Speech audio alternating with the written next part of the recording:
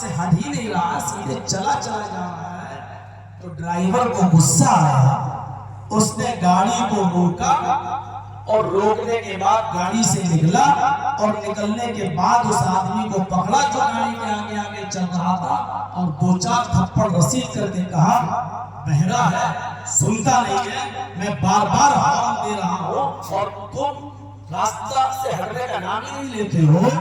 تو اس آدمی نے جو آگے آگے چل رہا تھا بڑی سنجیدگی سے جواب دیا، ارے صاحب آپ نے تو اتنی زور سے ہارن دیے ہیں کہ آپ کے ہارن سے میرا کان سن ہو گیا، آپ کے ہارن کی آواز ہی نہیں سنائی دے رہی ہمیں، آپ کتنی بار ہارن دیے مجھے کیا معلوم، آپ نے اتنی زور سے ہارن بجایا ہے کہ اس سے ہمارے کان کے پردے سن ہو گئے، ہمیں سنائی دے گئے، تو میں کیسے ہٹتا؟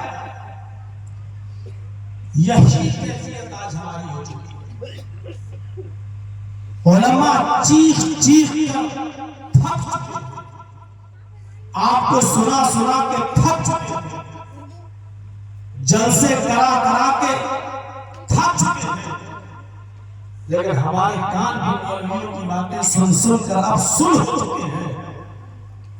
بس تمہارا کام ہے بولنا، ہمارا کام ہے سننا، تقریر کے ختم ہونے کے بعد پوچھو کیا بولے تو کچھ پتہ ہی نہیں، کیونکہ ہمارے کام تو تم جیسے 336 مولویوں کو سن چکے ہیں، اب سن سن کے پک چکے ہیں، یہی کیفیت ہمارے ساتھ ہو چکی ہے۔ غور کرنا پڑے گا سماج پر، غور کرنا پڑے گا سوسائٹی پر کہ ان جلسوں کے کتنے اثرات ہماری زندگی پر مرتب ہو رہے ہیں۔ میڈیکل سائنس میں ایک بیماری کا نام ہے جس کو بولا جاتا ہے ڈائریا، سنا ہوگا، ہوا بھی ہوگا۔ ڈائریا جب کسی انسان کو ہو جاتا ہے تو اس کا نظام ہضم بالکل خراب ہو جاتا ہے، وہ آدمی جو کچھ بھی کھاتا ہے وہ جسم کو لگتا ہی نہیں ہے، وہ باڈی کو لگتا ہی نہیں ہے، کیونکہ نظام ہضم بالکل خراب ہو جاتا ہے، لیور اپنا کام کرنا بند کر دیتا ہے، جو چیز وہ کھاتا ہے منہ کے راستے سے وہ چیز بالکل پانی بن کر لیٹرین کے راستے سے باہر نکل جاتی ہے، اس غذا کا اثر باڈی پر نہیں ہوتا ہے، جو کھا رہے ہیں اس کا اثر باڈی پر نہیں ہوگا، آپ کا لیور کا فنکشن خراب ہو چکا ہے، آپ نے منہ کے راستے سے کھایا اور وہ دوسرے راستے سے وہ چیز باہر نکل گئی آپ کی باڈی کو۔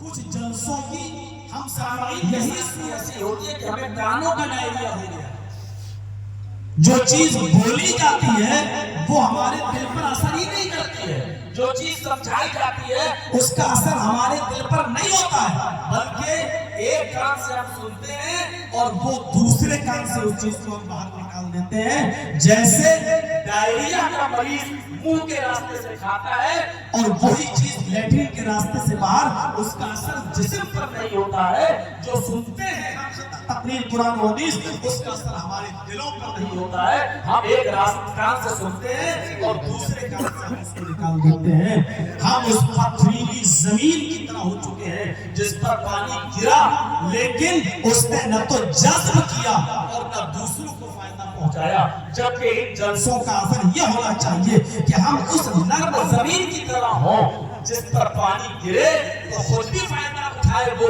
اور اس سے جو ہریالی، جو سرسبز و شاداب کھیتیاں پیدا ہوں، سبزیاں پیدا ہوں، اس سے دوسرے بھی فائدہ اٹھائیں، جو آپ یہاں سنیں اس سے خود بھی فائدہ حاصل کریں، اور جو سن کر جائیں وہ اپنے اہل و عیال کو، اپنے معاشرے کو، اپنے سماج کو، اپنی سوسائٹی کو، اپنے ارد گرد رہنے والوں کو بھی بتائیں کہ یہ باتیں کتاب و سنت پر مبنی ہوئی ہیں، ہم اس نرم زمین کی طرح بنے، اس پتھریلی زمین کی طرح نہیں کہ جس پر پانی گرا اور نہ اس نے خود جذب کیا اور نہ ہی اس نے ہری سبزی پیدا کی بلکہ وہ بہہ گیا، تو اس نرم زمین کی طرح بنے، ہم پتھریلی زمین کی طرح نہیں۔ میرے بھائیو، آج ان جلسوں کے اثرات ہر انسان سوچے کہ کتنے ہو رہے ہیں ہماری سوسائٹی، ہماری فطرت میں اگر زندگی باقی ہے تو پوری رات جلسے کی ضرورت نہیں، سالوں سال جلسے کی ضرورت نہیں، صرف ایک جملہ کافی ہوتا ہے، ایک ورڈ کافی ہوتا ہے. جیسے وہ رکشہ چلانے والا رکشہ چلاتا تھا, دن بھر محنت کیا, پسینہ بہایا, محنت کی روٹی روزی کمائی, اور جب شام کو مغرب کی نماز کے بعد گھر گیا تو اپنی بیوی سے بولتا ہے کہ میں تھک چکا ہوں, بہت بری طریقے سے میں تھکا ہوا ہوں, بھوکا ہوں, بہت زیادہ میں نے محنت کی ہے, اب تم نے جو پکایا ہو گھر میں جو بنایا وہ لا کر پیش کرو. تو اس کی بیوی نے ارہر کی دال جو پکی ہوئی تھی گھر پہ, بلا بھگاری ہوئی, بغیر چھوکا دی ہوئی, وہی بلا بھگاری ہوئی دال اس کے سامنے لا کر رکھ دی اور کہا کھاؤ. تو اس نے ناک اور منہ چلاتے ہوئے کہا تمہیں شرم نہیں آتی؟ دن بھر میں رکشہ چلاتا ہوں, محنت کرتا ہوں, مزدوری کرتا ہوں, کما کر کھاتا ہوں, اور جب شام کو گھر پہ آتا ہوں تو مجھے ارہر کی بھگاری ہوئی دال, بلا چھوکی ہوئی دال تو ہمارے سامنے پیش کر دیتی ہو.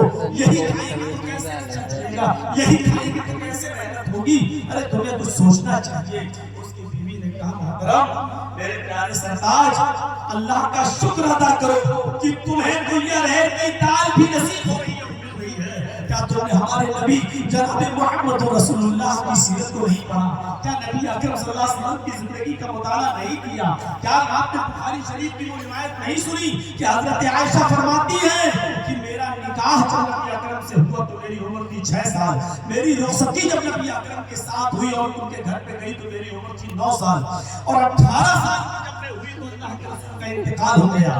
اللہ کے رسول اس دنیا سے چل بسے. 9 سال سے لے کر 18 سال تک میں نبی کے ساتھ رہی. 9 کو بھی اگر جوڑ لیا جائے تو تقریباً 10 سال, 9 سال 10 سال میں نبی کے ساتھ رہی. لیکن میرے نبی نے, میرے سرتاج نے, میرے شوہر نے اس 9 اور 10 سالہ زندگی جب تک میں نبی کے ساتھ رہی, ماں عائشہ صلی اللہ علیہ وسلم تعالی قطو نبی اکرم نے پیٹ بھر کے کھانا نہیں کھایا. نبی اکرم کو کبھی پیٹ بھر کر کھانا نصیب نہیں ہوا. میرے اس بیوی نے جب یہ بات سمجھائی کہ تمہیں تو اہل کی دال ہی نبی نصیب ہو رہی ہے, ہمارے نبی صلی اللہ علیہ وسلم کو تو یہ بھی نصیب نہیں ہوتا تھا. اور ان کی بیوی فرماتی ہے کہ معاشر رسول اللہ صلی اللہ علیہ وسلم کہ رسول اللہ صلی اللہ علیہ وسلم نے پوری زندگی کبھی پیٹ بھر کے کھانا. اس کے شوہر نے کہا بس میری بیوی تم نے بالکل صحیح نصیحت کی ہے, سچ فرمایا. اللہ کے نبی صلی اللہ علیہ وسلم نے لا تنظروا الى من هو فوقكم وانظروا الى من هو اسفل منكم, تم ان کی طرف نظریں اٹھا کر مت دیکھو جو مقام و مرتبے اور درجے اور حیثیت میں تم سے اوپر ہیں, تم ان کی طرف نظریں اٹھا کر دیکھو جو مقام میں, حیثیت میں, درجے میں, ہر طریقے سے تم سے نیچے ہیں. جب تم اپنے سے نیچے والوں کو دیکھو گے تو عبرت پکڑو گے, اپنے سے اوپر کی طرف نظریں اٹھا کر دیکھو گے تو دنیا کمانے کا لالچ اور دنیا کے پیچھے اپنی عاقبت اور آخرت برباد کر دینے کا جذبہ ہی پیدا ہوگا, اس کے علاوہ کچھ نہیں ہوگا. جب تم اپنے سے اوپر کسی آدمی کو دیکھو گے تو لگے گا ایسی بلڈنگ ہماری بھی ہونی چاہیے, چاہے چوری کر کے ہو, اور چاہے انٹرنیٹ پر بیٹھ کر, چاہے شیئر مارکیٹ میں پیسہ لگا کے ایک ہی دن میں لاکھ اور کروڑپتی بننے کی خواہش کا جذبہ ہمارے اندر پیدا ہو, لیکن ہم اس کی طرح بننے کی کوشش کریں. میرے بھائیو یہ جذبہ پیدا ہوگا, لیکن جب آپ ننگے پیر چلتے ہوئے زمین پر, جب آپ ننگے پیر چلتے ہوئے زمین پر چلیں گے اور شرم محسوس ہوگی تو اس آدمی کی طرف جب نظر ڈالیں گے جو ایک پیر سے لنگڑا گیا ہے, اس کا ایک پیر ہی نہیں, تو آپ اس کی طرف دیکھیں گے تو سوچیں گے ارے ہمارے پاس تو چپل ہی نہیں, کم سے کم 2 پیر تو سلامت ہیں, اس بیچارے کے پاس تو ایک پیر بھی نہیں ہے, دیکھیے یہ بھی زندہ ہے کہ نہیں ہے. تو اپنے سے نیچے والوں کی طرف دیکھو, اپنے سے اوپر والوں. ایک واقعہ نے اس کی بیوی کی طرف سے بتائے ہوئے ایک ورڈ نے اور ایک جملے نے اس کی زندگی بدل دی, اور اس کے بعد میں اس نے پوری زندگی کبھی یہ نہیں کہا کہ بیوی کو اہل کی دال مت بنایا کرو اور بلا بھکاری مجھے مت کھلایا کرو. اس نے کسی مولوی کی تقریر نہیں سنی تھی, اور اس نے گھنٹے کی تقریر اس نے نہیں سنی تھی, بس اس نے ایک نصیحت اس کی بیوی نے ہی اس کو بتا دیا, اور اس کے بعد میں اس کی پوری زندگی چینج ہو گئی اور بدل گئی, اور وہ اللہ کا شکر گزار ہو گئی. واقعہ کافی ہے, لیکن کس کے لیے؟ جس کی فطرت میں زندگی,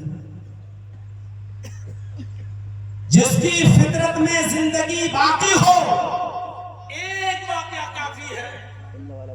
آپ نے اگر نہ پڑھا ہو واقعہ تو تاریخ کا یہ واقعہ پڑھیے. خطیب بغدادی نے اس واقعے کو نقل کیا ہے. اس واقعے کو دیکھیے اور اس شخص کا واقعہ پڑھیے جس کا نام ہے حمید الدین ابو الحاکم قریشی اور جس کے باپ کا نام ہے بہاؤالدین. چیچ اور مکران کی سرزمین پر جس نے 21 سال تک حکومت کی، اپنے باپ بہاؤالدین کے انتقال کے بعد جب حمید الدین ابو الحاکم قریشی کو جب حکومت ملی اور یہ وہاں کا حکمراں بنا تو اس نے 21 سال تک بڑی شانداری کے ساتھ حکومت چلائی. کیچ اور مکران کے علاقے کا حکمراں رہا. لیکن دیکھیے اس کی زندگی میں کیسے انقلاب آیا اور اس نے اپنی ایک لونڈی، ایک باندی کے صرف ایک جملے پر اس نے اپنی حکومت کو لات مار دی اور حکمرانی چھوڑ دی اور چلا گیا، دعوت و تبلیغ میں لگ گیا. اصل میں یہ جس شہر میں اس کی دارالحکومت تھی اسی شہر کے اندر اس کا ایک خوبصورت باغ بھی تھا، ایک گارڈن تھا، ایک باغ تھا جس میں یہ تھوڑی دیر کے لیے جایا کرتا تھا اور آرام کیا کرتا تھا حمید الدین ابو الحاکم قریشی. اس نے باغ کی دیکھ ریکھ کے لیے ایک لونڈی رکھی ہوئی تھی جو باغ میں پانی دیا کرتی تھی اور حمید الدین ابو الحاکم کے لیے بستر لگایا کرتی تھی، نرم و نازک بستر جس پر یہ تھوڑی دیر آرام کیا کرتا تھا. ایک دن اس کی لونڈی نے اس کے بستر کو لگایا، یہ سوچ کر کے ابھی حمید الدین ابو الحاکم ہمارے مالک ہمارے آقا بھی تو تشریف نہیں لائے. جب اس نے بستر کو لگایا تو سوچنے لگی کہ آج اس بستر پر تھوڑی دیر کے لیے لیٹ کر دیکھوں، آرام کر کے دیکھوں امیروں کے بستر کیسے ہوتے ہیں، دیکھوں بادشاہوں کے حکمرانوں کے بستر کیسے ہوتے ہیں. اس نے بستر لگایا، نرم و نازک بستر، اور لگانے کے بعد تھوڑی دیر کے لیے لیٹ گئی کہ دیکھیں امیروں کے بستر کیسے ہوتے ہیں. یہ تھوڑی دیر کے لیے اس بستر پر لیٹی اور جیسی لیٹی اس کو نیند آ گئی. اتنا آرام دہ بستر، آنکھ بند کر کے تصور کرنے لگی کہ دیکھیں کیسا لگتا ہے. ادھر ادھر کروٹ بدل کے دیکھ رہی ہے کہ نرم بستر پر کیسی لذت آتی ہے. اس کو نیند آ گئی اور جیسی یہ نیند لگی سوئی، ویسے ہی حمید الدین ابو الحاکم قریشی تشریف لے آیا.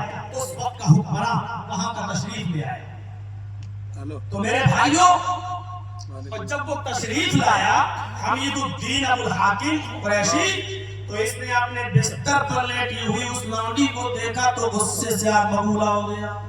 میرے بستر پر یہ لونڈی، 2 کوڑی کی خادمہ، اور میرے بستر پر. اس نے چابک اٹھایا اور ایک چابک اپنی لونڈی کو دے مارا. اور چابک کی تکلیف سے لونڈی جاگ گئی اور اس نے اپنا کپڑا درست کیا اور سیدھے کھڑی ہو گئی. آقا غلطی ہو گئی، تیری ہمت کیسے پڑی اس بستر پر سونے کی؟ آقا مجھ سے غلطی ہو گئی، آئندہ خیال رکھوں گی. نہیں، تجھے اس کی سزا بھگتنی پڑے گی. کھڑا کر دیا اور اس کے نازک اور نرم جسم پر 9 کوڑے اس نے اور مارے. لیکن اس مرتبہ حمید الدین ابو الحاکم دیکھ رہا ہے کہ جتنا کوڑا میں اس کے اوپر مار رہا ہوں وہ ہر کوڑے پر پہلے سے زیادہ مسکرا رہی ہے. پہلا کوڑا تو بستر پر لیٹنے ہی پر مارا تھا، دوسرا کوڑا جب اس کو مارا تو مسکرائی، تیسرے پر اور زیادہ مسکرائی، چوتھے پہ اور زیادہ مسکرائی، 5ویں پہ اور زیادہ مسکرائی. جبکہ وہ تکلیف سے کرا رہی ہے، جسم چھلی چھلی ہو گیا ہے، کھال ابھر چکی ہے، خون ٹپکنے لگا ہے، لہو لہان ہے، لیکن ہنس رہی ہے. 10 کوڑے جب حمید الدین ابو الحاکم مار چکا تو کہنے لگا، لوڈی میں یہ بات سمجھ میں نہیں آتی ہے، میں تجھے سزا دینے کے لیے مار رہا ہوں اور تجھے تکلیف بھی ہو رہی ہے، تیرے جسم سے خون بھی ٹپک رہا ہے، لیکن تو ہر کوڑے پر مسکرا رہی ہے، رو رہی ہے. آخر اس کی وجہ کیا ہے؟ اس نے کہا میں کچھ سوچ کر ہنس رہی ہوں. کچھ سوچ کر ہنس رہی ہوں؟ حمید الدین ابو حاتم نے کہا وہی تو میں سننا چاہتا ہوں کہ تو کیا سوچ کر ہنس رہی ہے؟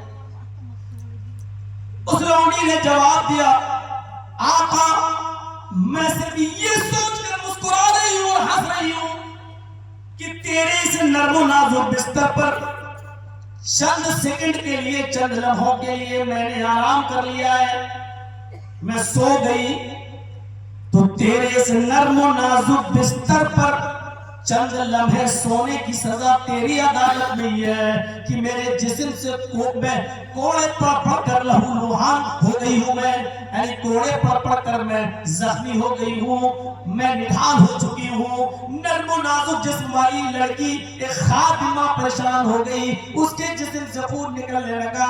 جب تھوڑی سی دیر تیرے اس نرم و نازک بستر پر سونے کی سزا تیری عدالت میں میرے لیے یہ ہے تو میں یہ سوچ رہی ہوں اس رب کی عدالت میں تیری سزا کیا ہوگی جس نے زندگی میں کبھی تکلیف بھی نہ اٹھائی ہو، جس نے پوری زندگی عیش و آرام میں گزارا ہو، جس نے پوری زندگی ایسی بستروں پر راتیں گزاری ہو، اس رب کی عدالت میں تیری سزا کیا ہوگی؟ اتنی سی بات اس لونڈی نے اس سے کہی۔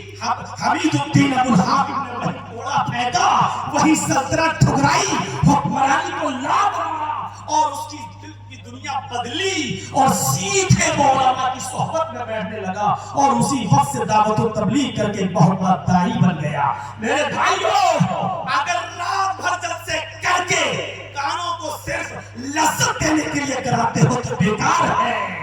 اگر 3 بجے تک یہ جلسہ چلا، 3:30 بجے تک چلا اور فجر کی نماز ہماری مسجدیں خالی ہیں تو آپ ناکام ہیں۔ آپ نے صرف انجوائے کیا ہے، آپ نے صرف پیسہ بیٹھا ہے اور آپ نے صرف اپنی راتیں برباد کی ہیں، ورنہ زندگی بدلنے کے لیے اگر فطرت میں زندگی باقی ہو تو ایک واقعہ کافی ہے، ایک قصہ کافی ہے۔ اس لونڈی نے صرف ایک جملہ کہا اور حمید الدین ابو الحاتم قریشی کی دل کی دنیا بدل گئی۔ اس نے 2 گھنٹے کی تقریر نہیں سنی، اس نے پوری رات جلسہ نہیں سنا، اس کی دل کی دنیا صرف ایک لونڈی کے جملے نے بدل دی۔ تو میرے پیارے ساتھیوں، کانوں کے ڈائریے سے اپنے آپ کو بچاؤ، ایک کان سے سن کر دوسرے کان سے نکال دو۔ یہ جلسوں کی صرف لذتیں رہ گئی ہیں اور کوئی چیز نہیں۔ اتنے جلسے، اتنی تبلیغی جماعتیں، کوئی 3 دن، کوئی 10 دن اور کوئی 40 دن اور کوئی 4 مہینے کے لیے آ کر ڈیرے ڈال کر تمہیں سمجھائیں اور ان کے جانے کے بعد ہماری مسجدیں پھر خالی اور پھر ہمارے معاشرے میں وہی جوا، وہی شراب، وہی میرے بھائیوں اور یانیت اور ننگا پن اور وہی بے پردگی اور بے حیائی۔ میرے بھائیوں، پھر ان جلسوں کا کوئی فائدہ نہیں ہے۔ پھر سمجھ لو کہ ہم جلسہ انجوائمنٹ کے لیے کر رہے ہیں، جلسہ اپنے کانوں کی لذت کے لیے کر رہے ہیں اور صاف کہہ دوں کہ جلسہ اپنی ذہنی عیاشی کے لیے کر رہے ہیں، اس سے زیادہ کچھ نہیں۔ ایک واقعہ کافی ہے زندگی بدلنے کی۔ میں آؤں گا، جتنی دیر بھی چل سکوں اپنے موضوع پر چلوں گا، بتاؤں گا، لیکن اس سے پہلے بتا دوں کہ اسی لیے موقع کو غنیمت جانو،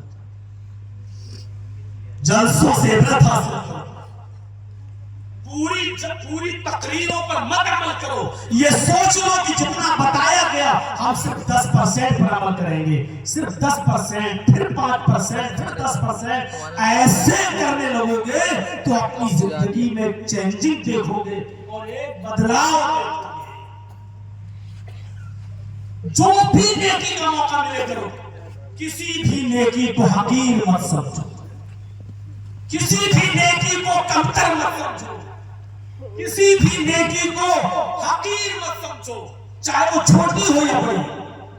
قرآن کہتا ہے فَمَن يَعْمَلْ مِثْقَالَ ذَرَّةٍ خَيْرًا يَرَهُ، ذرہ برابر بھی نیکی کرو گے، ذرہ برابر بھی خیر کرو گے تو اس کو بھی تم اپنے نام اعمال میں دیکھ لو۔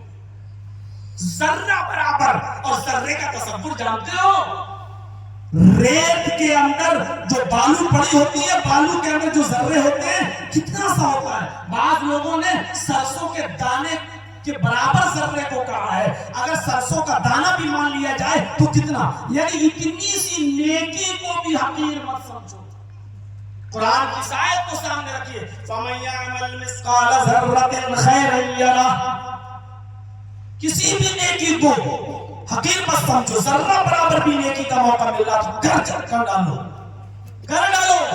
रास्ते में जा रहे हो, बाइक से हो, तेज स्पीड में हो, केले के छिलके पे नजर पड़ गई, किसी पत्थर पे नजर पड़ गई, रोक दो बाइक, रोक दो बाइक, फौरन छिलका उठाकर नाली में या ऐसी जगह जहां कोई गुजर बसर ना हो जिसकी ऐसी जगह फेंक दो। इमारतुल अज़ालिम तरीक, इसको ईमान का एक शोबा, ईमान का एक ब्रांच बताया है कि रास्ते से तकलीफ दे चीज को हटा देना भी ईमान का एक हिस्सा है, ईमान का एक हिस्सा है। याद रखिए, शरीयत अगर रास्ते से तकलीफ दे चीज को हटाने पर सवाब मुतय्यन कर रही है तो रास्ते में कूड़ा करकट, आम शाहराहों पे केले के छिलके और कांटे और कूड़ा फेंकने को गुनाह भी तसव्वुर करती है और गुनाह भी बताती है। जिस तरह केले का छिलका हटाना, रास्ते से कांटे हटाना सवाब है, उसी तरीके से अपने घर का कूड़ा अपने घर के सामने रास्ते पर फेंक देना और अपना केले के छिलके और कांटे और कूड़ा रास्ते पे फेंक कर राहगीरों को परेशान करना, उनके लिए मुसीबत खड़ी करना, ये गुनाह भी है। कोई नेकी को हकीर मत समझो। वमन यअमल मिस्काल ज़र्रतिन खैरन यरा वमन यअमल मिस्काल ज़र्रतिन शर्रन यरा। कोई भी छोटे से छोटे गुनाह को भी कमतर मत समझो, ये मामूली गुनाह नहीं, कमतर मत समझो। यही छोटे छोटे से गुनाह पहाड़ बन जाते हैं। ये मुनाफिक की पहचान बताई है। मोमिन वो होता है जिसको मामूली गुनाह भी पहाड़ जैसा लगता है, ये मोमिन की अलामत है।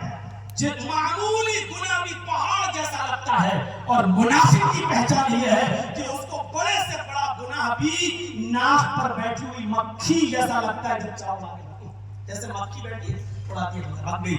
बड़े से बड़ा गुनाह मुनाफिक को नाक पर बैठी हुई मक्खी लगता है, और छोटे से छोटा गुनाह मोमिन को पहाड़ लगता है। इसलिए छोटी सी छोटी नेकी को हकीर मत समझो, छोटी से छोटी नेकी को।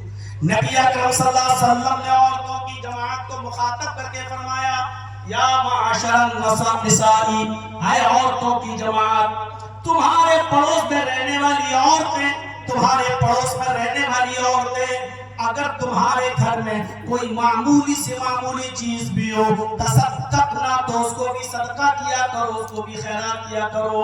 अल्लाह के नबी फरमाते हैं, ऐ औरतों की जमात, ऐ ख्वातीन खाना, ऐ घरों की औरतों, अपने पड़ोस में रहने वाली किसी भी पड़ोसन को छोटी से छोटी और मामूली से मामूली चीज भी तुम्हारे पास हो तो वो भी दे दो, उसको देने में हक़ारत महसूस मत करो।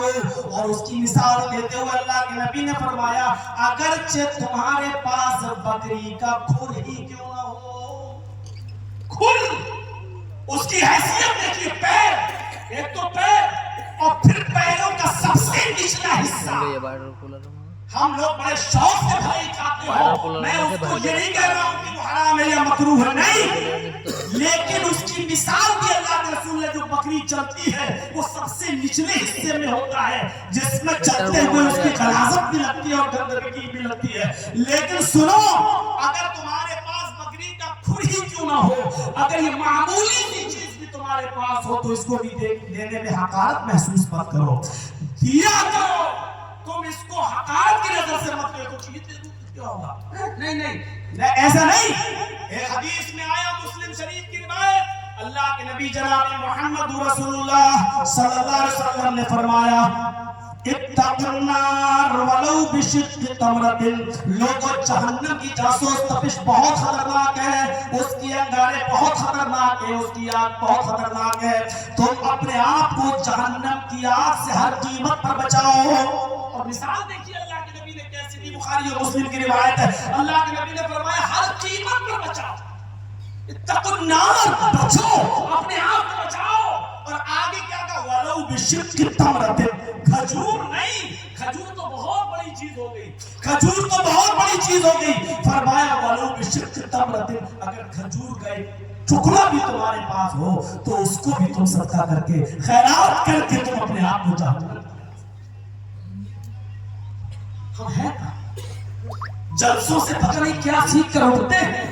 ये बातें जो आपके सामने बताई गई हैं, अभी 1 घंटे گھنٹے کے بعد 1.5 گھنٹے کے بعد یہ ہمارے ذہنوں میں نہیں رہیں گی، کیونکہ ہمیں گانوں کا ڈائریا ہو چکا ہے. اس کان سے سنیں گے اور اس کان سے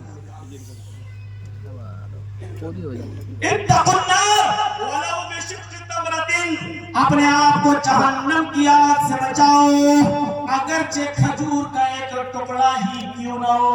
اس تعلیم کا اثر یہ تھا، خود نبی اکرم کی بیوی ام عائشہ فرماتی ہیں کہ ہمارے پاس مانگنے والی آئی، جاءتنی سائلہ، ہمارے پاس ایک مانگنے والی آئی، اس کے پاس 2 چھوٹے چھوٹے بچے تھے. اس نے ہم سے کچھ چیز مانگی، کھانے پینے کی، کوئی ہو تو دے دو، یہ بچے بھوکے ہیں. مسلم شریف کی روایت ہے، ام عائشہ فرماتی ہیں کہ میرے پاس ایک کھجور رکھی ہوئی تھی، میں نے وہی کھجور اس عورت کو دے دی. اس عورت نے اس کھجور کے 2 ٹکڑے کر کے ایک ٹکڑا اس بچے کو دے دیا اور ایک ٹکڑا اس بچے کو دے دیا. ایک ٹکڑا اس کو، ایک ٹکڑا اس کو، اور جلدی کھلا کر اللہ کے نبی کو پورا واقعہ جب حضرت عائشہ نے بیان کیا تو اللہ کے رسول نے فرمایا، عائشہ، جو عورت اپنے بچوں کی پرورش اور آزمائش میں مبتلا کر دی جائے، ایسی عورت جو پوری کرتی ہے اس آزمائش میں، وجبت علیہ الجنہ، تو اس عورت پر اللہ جنت واجب کر دیتا ہے، یعنی اس عورت کے لیے جنت ہے. حضرت عائشہ نے ایک کھجور ہی دے دی اور اس کے 2 ٹکڑے کر، اس عورت نے ایک اس کو دے دیا، ایک اس کو دے دیا. ایک کھجور کو بھی صدقہ کرنے میں، خیرات کرنے میں، دینے میں نہیں ہچکچاتی. چھوٹی سے چھوٹی نیکی کو بھی کر ڈالیے، کر گزریے. شرمائیے بات، یہ مت سوچیے کہ ارے ہماری جیب میں اگر 1 روپے کا سکہ پڑا ہے اس کو ہم دیں گے تو سامنے والا کیا کہے گا. یہ الگ بات ہے کہ آج کل مانگنے والے اور فقیروں کا بھی مزاج بڑا اسٹینڈرڈ ہو گیا ہے، بڑا اسٹینڈرڈ ہو گیا ہے. 1 روپیہ جب ان کو دو اگر جیب میں پڑا ہو تو ایسے دیکھ کے کہتے ہیں کہ 10 ہم سے لے جا. ان کا بھی مزاج بڑا اسٹینڈرڈ ہو گیا ہے. لیکن آپ اس چیز کو سامنے رکھیے کہ حقیر مت سمجھیے. آپ کے پاس نہیں ہے، جو ہے وہی دیجیے، دیجیے. اور سنیے جو میں سنانے جا رہا ہوں آپ کو. حضرت ابو بکر صدیق کی دور خلافت ہے. ابو بکر صدیق خلیفہ ہیں، اور ابو بکر صدیق رضی اللہ تعالیٰ عنہ کے زمانے میں، حضرت ابو بکر صدیق کے زمانے میں حضرت عمر فاروق ایک بوڑھی عورت کے گھر جایا کرتے تھے. ارلی مارننگ، صبح سے پہلے، یا تو فجر کی نماز سے پہلے یا فوراً فجر کی نماز کے بعد اس کے گھر جایا کرتے تھے. اور کیا کام کرتے تھے سنیے.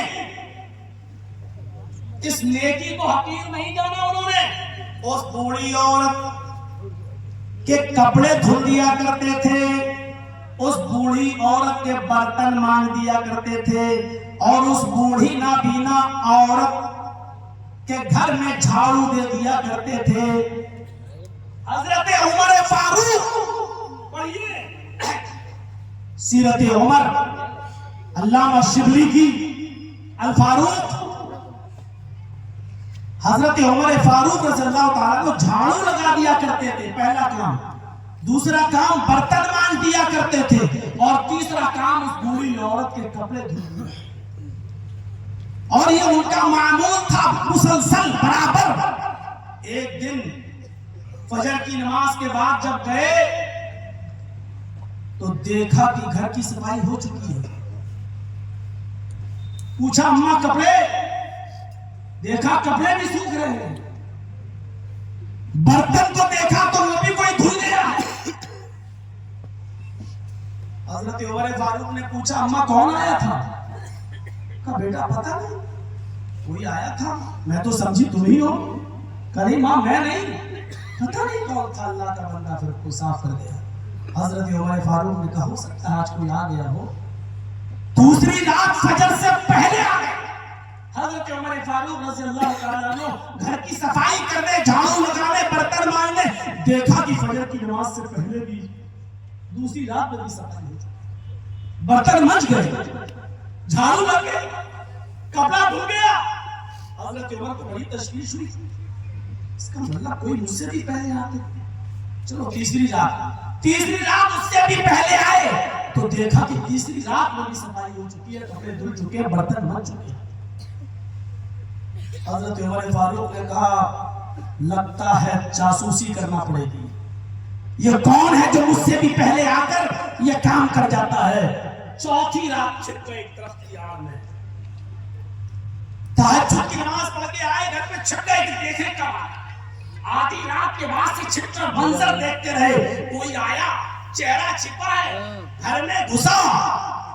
हजरत उमर फारूक उस वक्त कुछ नहीं बोले, जब निकला तो दरवाजे पे खड़े हैं कि देखे है कौन। जब सलाम किया उन्होंने जवाब दिया वालेकुम अस्सलाम, कहा कि हाथ मिलाया, मुसाफा किया, तो क्या देखते हैं कि सामने हजरत अबू बकर सिद्दीक खड़े हैं। हजरत अबू बकर सिद्दीक कौन है? खलीफतुल मोमिनीन है। कौन है? सारे मुसलमानों के अमीरुल मोमिनीन है। बताना नहीं चाहते थे कि मैं खिदमत कर रहा हूँ। हजरत उमर फारूक से पहले आकर खिदमत कर रहे हैं। हजरत उमर को बताना भी नहीं चाहते, और हजरत उमर फारूक ये देखना चाहते कि देखे आखिर कौन है जो मुझसे भी पहले आ जाता है और खिदमत करके चला आता है।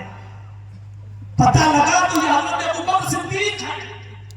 झाड़ू लगाना एक मामूली काम है, बर्तन साफ करना मामूली काम है, कपड़े धुलना एक मामूली काम, लेकिन रात में उठकर वो भी अमीरुल मोमिनीन होकर, खलीफतुल मुस्लिमीन होकर एक बूढ़ी औरत की खिदमत करने के लिए जाना कि ये बेबस मजबूर है, उठ नहीं पाती, चल नहीं पाती, इसकी खिदमत करना जरूरी है, और चले गए। इस नेकी को भी हकीर नहीं समझ रहे। मौजू था तौबा और इस्तिग़फ़ार के ऊपर, लेकिन ये बात तो थोड़ी सी जिंदन चली आई। मैं बता रहा हूँ कि किसी भी नेकी को हकीर नहीं समझना चाहिए। अरे हम दूसरों के घरों में क्या झाड़ू लगाएंगे, हम तो अपने घर में झाड़ू नहीं लगा सकते, इज्जत का जनाजा निकल जाएगा। हमारे यार और दोस्त कहेंगे वाह ये जोरों का गुलाम है, घर में शादी के बाद भी झाड़ू लगा रहा है। अरे इसकी हालत तो बहुत बदली है, बहुत खराब है। शादी के बाद भी झाड़ू लगा रहा है, शादी के बाद भी कपड़े धुल रहा है, शादी के बाद भी बर्तन मांज रहा है। अरे जिस चीज को तुम अपने लिए बाइस आर समझते हो, ये मुहम्मद रसूलुल्लाह खुशी खुशी किया करते हैं। हजरत आयशा फरमाती है कि अल्लाह के रसूल मेरे घर के कामों में मेरी मदद फरमाया करते थे। अगर मैं रोटी पकाती थी तो आटा नबी अकरम गूंथ दिया करते थे, नबी अकरम घर में झाड़ू भी लगा दिया करते थे, अपने कपड़े खुद सिल लिया करते थे, अपना जूता खुद टांग लिया। आपको बीवी भी ऐसी चाहिए कि आपकी सुबह उठे तो जूते पे पॉलिश पहले से करी हुई मिले, और आपकी बीवी जूते पे पॉलिश करके पहले से रेडी रखे। आपको बीवी भी ऐसी चाहिए कि जब आप जूता पहने तो फीता आपकी बीवी बांधने वाली हो। मेरे भाइयों जरा तसव्वुर करिए कि आप बूढ़ी औरतों की क्या खिदमत करेंगे और अपनी पड़ोस में रहने वाले गरीब लोगों की क्या खिदमत करेंगे। हम अपने घर में झाड़ू लगाने को आर समझते हैं, अपने घर में बर्तन मांजने को आर समझते हैं, अपने बच्चों के डायपर बदलने को हम आर समझते हैं, अपने बच्चों के पेशाब और पायखाने को साफ करने को हम मनहूस समझते हैं, समझते हैं कि नहुसत लग जाएगी। तो गौर करो हम दूसरों की खिदमत क्या करेंगे। ये हजरत अबू बकर सिद्दीक का हाल है। अमीरुल मोमिनीन होने के बावजूद हम आजकल के लोगों की क्या बातें करें।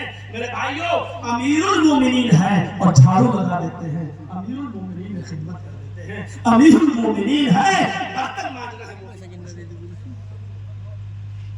ऐसे नहीं कहा। हजरत उमर फारूक के जमाने में, अबू बकर सिद्दीक के जमाने में कहर पड़ गया, सूखा पड़ गया। अब आप जानते हो आज के जमाने में अगर किसी चीज की कमी हो जाए तो जिन लोगों ने जमा करके रखा है फिर उनके तो भाव देखो। 10 का माल किस तरीके से 50 में और 50 का माल किस तरीके से 500 में बेचेंगे। हजरत अबू बकर सिद्दीक के जमाने में कहर पड़ गया। हजरत अबू बकर ने कहा सब्र करो इंशाअल्लाह अल्लाह कोई रास्ता निकालेगा। इधर हजरत उस्मान गनी रज़ियल्लाहु ताला अन्हु के पास मुल्क शाम से 1000 ऊंट गल्ले पर लदे हुए, गल्ले से लदे हुए आ गए। अब सोचो 1000 ऊंट, 1000 किलो गल्ला नहीं, 1000 اونٹوں پر لدا ہوا گلہ حضرت عثمان غنی کے پاس جب آیا تو مدینے کے سارے تاجر تشریف لے آئے اور کہنے لگے عثمان آپ ہمیں غلہ بیچو گے؟ حضرت عثمان غنی نے کہا کہ تم لوگ مدینے کے سب سے بڑے بزنس مین ہو، سب سے بڑے بزنس مین ہو، بتاؤ کتنے میں خریدو گے؟ ایک تاجر اٹھا کہنے لگا آپ کے 10 درہم کا غلہ ہم 12 درہم میں لینے کے لیے تیار ہیں، یعنی ہر 10 درہم پر 12 درہم دینے کے لیے تیار ہے۔ حضرت عثمان نے کہا مجھے اس سے بھی زیادہ نفع مل رہا ہے۔ دوسرے تاجر اٹھے کہنے لگے حضرت عثمان میں 10 درہم کا غلہ 14 درہم میں لینے کے لیے تیار ہوں۔ حضرت عثمان نے کہا مجھے اس سے بھی زیادہ نفع مل رہا ہے۔ سارے تاجروں نے وہیں بیٹھے بیٹھے مشورہ کیا اور آخری بولی یہ لگی، ان بزنس مین لوگوں نے کہا حضرت عثمان سے عثمان ہم 10 کا مال 15 میں لینے کو تیار ہیں، 10 درہم کا غلہ 15 درہم میں خریدنے کے لیے تیار ہے، بس ریوڑا فائدہ، 10 کا مال آپ کا 15 ہم لینے کے لیے تیار ہے۔ حضرت عثمان نے کہا کہ مجھے اس سے بھی زیادہ نفع مل رہا ہے۔ سارے تاجر غصے سے اٹھے اور کہنے لگے تو پھر اسی کو دے دو جو اس سے زیادہ نفع دے رہا ہے۔ دروازے پر جانے لگے تو تاجر پلٹ کے آئے اور کہنے لگے عثمان ایک بات بتاؤ مجھے۔ کہا کیا؟ کہ مدینے کے سارے تاجر تو یہی ہیں، کوئی تاجر باہر نہیں ہے، بڑے بڑے بزنس مین آپ کے گھر پہ ہم ہی لوگ مال خریدتے اور بیچتے ہیں، یہ بتاؤ کہ 10 سے 15 10 درہم کا مال 15 درہم میں دینے کے لیے تیار ہیں، ہم سے زیادہ پروفٹ آپ کو کون دے رہا ہے؟ ہم سے زیادہ نفع آپ کو کون دے رہا ہے؟ دیو سارے تاجر تو یہاں پہ کون سا ایسا تاجر ہے جو آپ کو 15 سے بھی زیادہ 10 درہم کا مال 15 سے بھی زیادہ دے رہا ہو؟ ایسا کون ہے؟ حضرت عثمان نے بابا سے بلند فرمایا میرا اللہ وہ کہتا ہے کہ 1 درہم کا مال میری راہ میں خرچ کرو گے ہم 10 درہم کا ثواب تمہیں دیں گے، 10 درہم کے مال کے صدقے کا ثواب تمہیں دیں گے۔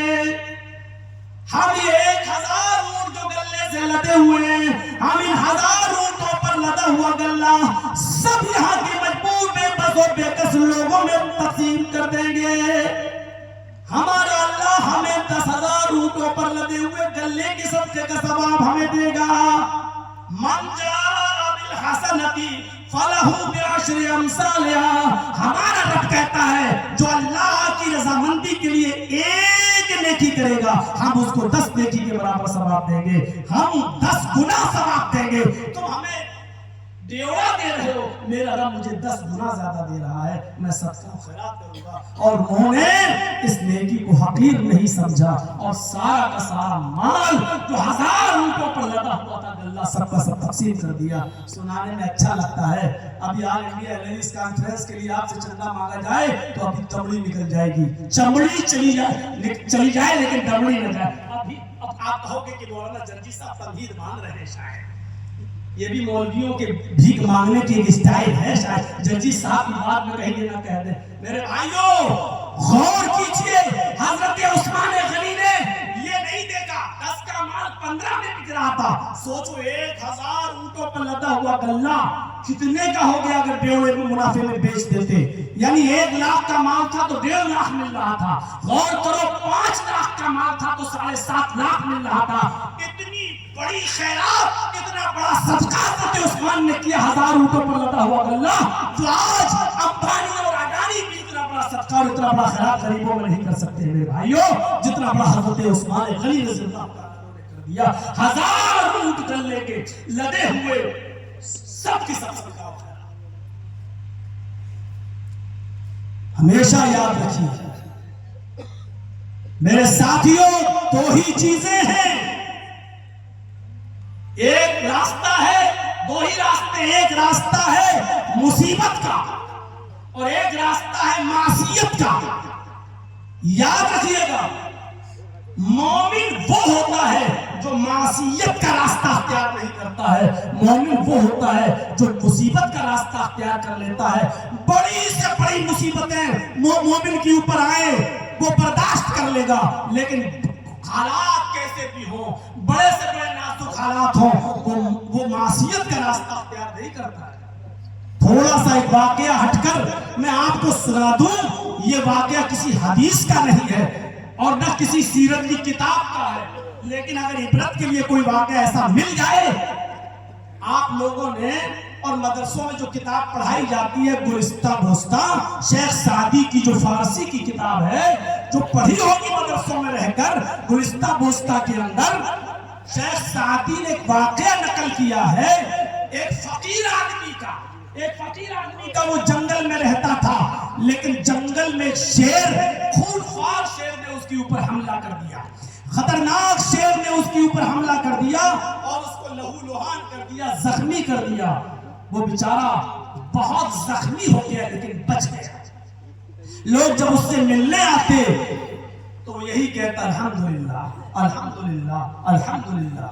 लोगों ने उससे कहा कि तुम इतनी बुरी हालत में हो, शेर ने तुम्हें पंजे मार मार के जख्मी कर दिया और इस हाल में भी तुम्हारे मुंह से अल्हम्दुलिल्लाह निकल रहा है, तुम्हारे मुंह से कभी इन्ना लिल्लाह नहीं निकला, तुम्हारे मुंह से अल्हम्दुलिल्लाह निकल रहा है।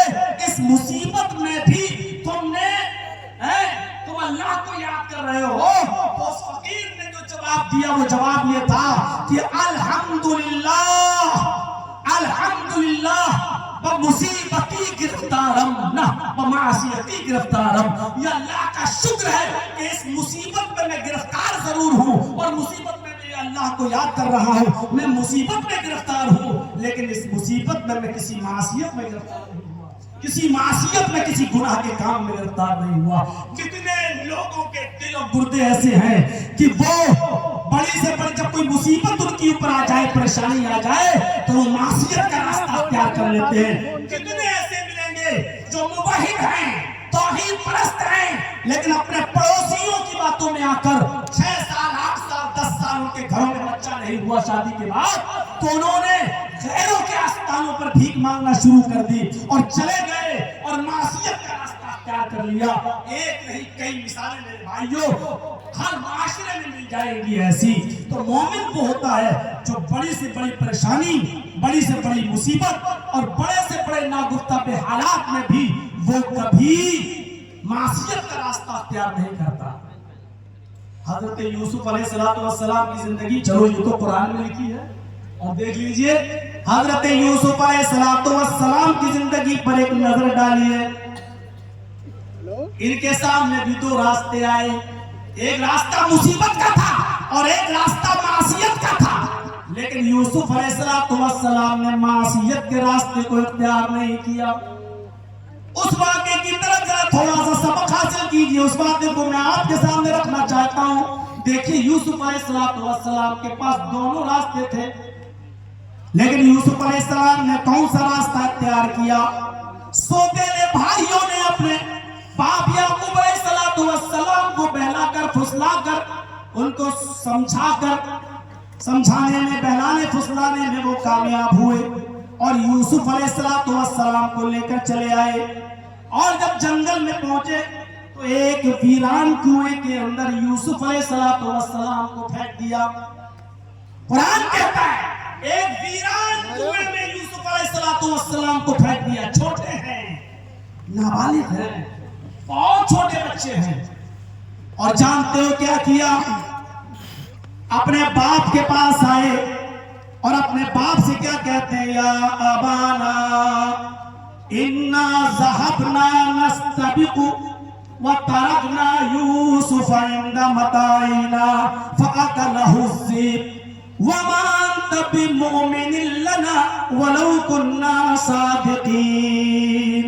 कुरान के अल्फाज पर गौर करो, क्या कहते हैं ये सौतेले भाई यूसुफ को वीरान कुएं में फेंककर अपने बाप के पास आए और कहने लगे, ऐ अब्बू जान इन्ना ज़हबना नस्तबिकु, हम दौड़ कूद में लग गए, हम खेल में लग गए, हम उछल कूद में लग गए, हम दौड़ धूप में लग गए।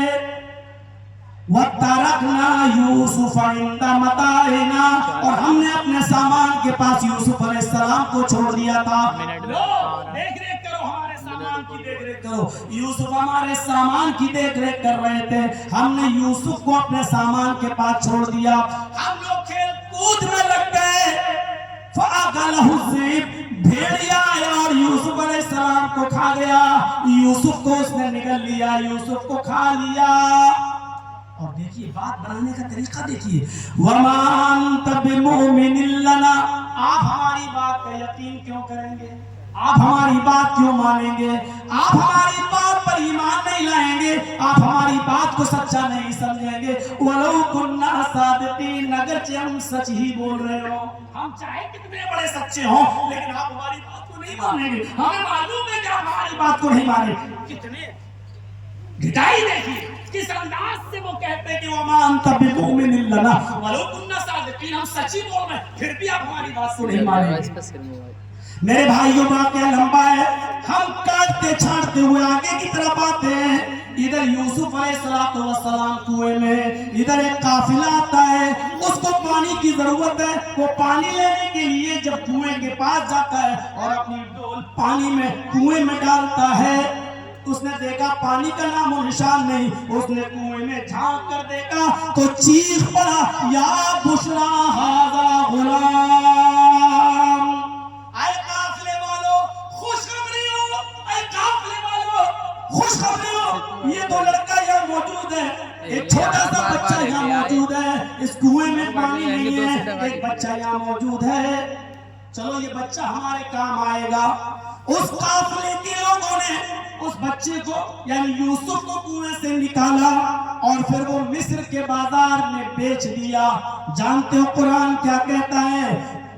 ان قافلے والوں نے جب مصر کے بازار میں یوسف علیہ السلام کو بیچا، یوسف خوبصورت تھے، چھوٹے بھی تھے، لیکن یوسف علیہ السلام کو کس سکے میں، کس درہم میں بیچا؟ وَشَرَوْهُ بِثَمَنٍ بَخْسٍ دَرَاهِمَ مَعْدُودَةٍ، چند سکوں کے بس۔ خوبصورتی کس کام کی؟ کس کام کی؟ یوسف جیسا خوبصورت بچہ اور مصر کے بازار میں بکا تو چند سکوں میں بکا۔ وَشَرَوْهُ بِثَمَنٍ بَخْسٍ دَرَاهِمَ مَعْدُودَةٍ، گنتی کے چند سکوں میں بیچ دیا۔ ہوتے ہوتے عزیز مصر کے پاس پہنچا، عزیز مصر نے اپنی بیوی سے کہا اس کی پرورش کرو، اچھی دیکھ ریکھ کرو، یہ ہمیں نفع پہنچائے گا، یہ ہم اس کو بیٹا بنا لیں گے۔ یوسف پلتے گئے، سنیے آگے ہم اپنی بات پر، یوسف پلتے گئے، بڑھتے گئے اور دھیرے دھیرے جوان ہو گئے۔ یہاں یوسف کی خوبصورتی بھی کھلتی گئی، حسن و جمال کے شہزادے، خوبصورت حسین و جمیل۔ یہاں عزیز مصر کی بیوی کی نیت بھی ان کے اوپر خراب ہونے لگی۔ ہاں، جس گھر میں پل رہے اسی گھر کی عورت عزیز مصر کی بیوی کی نیت اس کے اوپر خراب۔ لیکن یوسف علیہ السلام بچے رہے۔ دھیرے دھیرے یہ خبر مصر کی گلیوں میں پھیل گئی، ہر محلے میں، چپے چپے میں، علاقے علاقے میں پھیل گئی، اور مصر کی عورتیں چرچے کرنے لگی کہ دیکھو عزیز مصر کی بیوی کو کیا ہو گیا، اپنے غلام کو دل دے بیٹھی، اپنے غلام کو دل دے بیٹھی، اپنے غلام سے جا لگی، اپنے غلام کو دل دے بیٹھی، وہ اپنے غلام کے ساتھ مکالمہ کرنا چاہتی ہے۔ یہ خبر دھیرے دھیرے اڑتے اڑتے عزیز مصر کی بیوی کو بھی لگ گئی۔ عزیز مصر کی بیوی نے کہا اب اس کا کوئی حل نکالنا چاہیے، جب ہم کو بدنام ہی کیا جا رہا ہے تو ذرا ہم عورتوں کو بھی تو بلا کر دیکھیں جو بدنام کر رہی ہیں۔ عزیز مصر کی بیوی نے ان تمام عورتوں کو دعوت دے دی، اپنے گھر بلا لیا، دسترخوان لگا دیا، دسترخوان کے اوپر پھل فروٹ رکھ دیے اور سب کے ہاتھ میں ایک ایک چھری دے دی، اور جب کہا کھاؤ، ساری عورتیں پھل کاٹ کر کھانے لگی۔ اسی بیچ میں فرمایا یوسف ان عورتوں کے سامنے سے گزر جاؤ۔ حسین و جمیل یوسف، اور اب بالغ بھی ہو چکے ہیں، جب یوسف علیہ السلام ان عورتوں کے سامنے سے گزرے، ان مصر والیوں کی نظر جب یوسف علیہ السلام کے چہرے پر پڑی، حسین و جمیل رخسار پر پڑی، ان کی حسین و جمیل فگر پر پڑی، تو ساری مصر کی عورتیں چیخ پڑی، ما ھذا بشر ان ھذا الا ملک کریم، یہ کوئی بشر نہیں ہے، یہ کوئی انسان نہیں ہے، یہ تو انسان لگتا ہی نہیں ہے، اس کا حسن، اس کی خوبصورتی سے تو یہ انسان دکھائی نہیں دیتا ہے، ان ھذا الا ملک کریم، یہ کوئی مکرم و بزرگ فرشتہ دکھائی دیتا ہے۔ عزیز مصر کی بیوی نے فوراً کہا بس ہو گیا نا، دیکھ لیا نا، اب پتا ہے میں اس کو کیوں دل دے بیٹھی، یہی وجہ ہے۔ اب بتاؤ، جس محبت میں گرفتار ہوں اسی محبت میں تم بھی گرفتار ہو چکی ہو، یہاں تک کہ انسان ماننے سے بھی انکار کر دیا تم نے، تمہیں لگتا ہی نہیں کہ انسان ہے، ابھی تک تم میرا دل تھا، اب تم سب کا دل آ گیا ہے، بتاؤ میرا کیا قصور ہے؟ اس کی خوبصورتی ایسی ہے، اس کا فگر ہی ایسا ہے، اس کا جسم ہی ایسا ہے، ہر کوئی اس کے اوپر اپنی جان فدا کرنے کے لیے تیار ہے، میں نے بھی اپنی جان فدا کر دی، کیا غلطی ہے میری؟ اور پھر اسی موقع پر دھمکی دی، اسی موقع پر دھمکی دی، سنو اے عورتوں، تم بھی سن لو کان کھول کر، اگر اس نے میری بات نہیں مانی، اس نے میرا کہا نہیں مانا، میرا ارادہ پورا نہ کیا، تو یہ جیل میں سڑے گا، اس کو سخت سے سخت سزا دی جائے گی، اگر اس نے ہمارے ارادے کو مکمل نہیں کیا۔ یہی چیز مجھے بتانا ہے، یوسف علیہ السلام کے سامنے اب دو راستے ہیں، یا تو بادشاہ مصر کی بیوی کی بات مان لیں، سارے موقع بادشاہ مصر کی بیوی، بادشاہ تو چلا گیا حکمرانی کرنے، پورے گھر میں اکیلے بات مان لیتے، پانچوں انگلی گھی میں عیش و آرام کے ساتھ رکھتی، سارے آرام کے دروازے کھول دیتی، یوسف کو کبھی کسی قسم کی کوئی تکلیف نہیں ہونے دیتی۔ یوسف کے سامنے ایک راستہ یہ تھا کہ بادشاہ مصر کی، عزیز مصر کی بیوی کی بات مان کر معصیت کا راستہ اختیار کر لیں، ایک راستہ یہ تھا، اور دوسرا راستہ یہ تھا کہ عزیز مصر کی بیوی کی بات نہ مانیں اور جیل کھانے میں چلے جائیں، مصیبت کا راستہ اختیار کر لیں۔ مومن کی پہچان کیا ہے؟ وہ کسی بھی حال میں بڑی سے بڑی مصیبت برداشت کرنا گوارا کر لیتا ہے، لیکن معصیت کا راستہ اختیار نہیں کرتا۔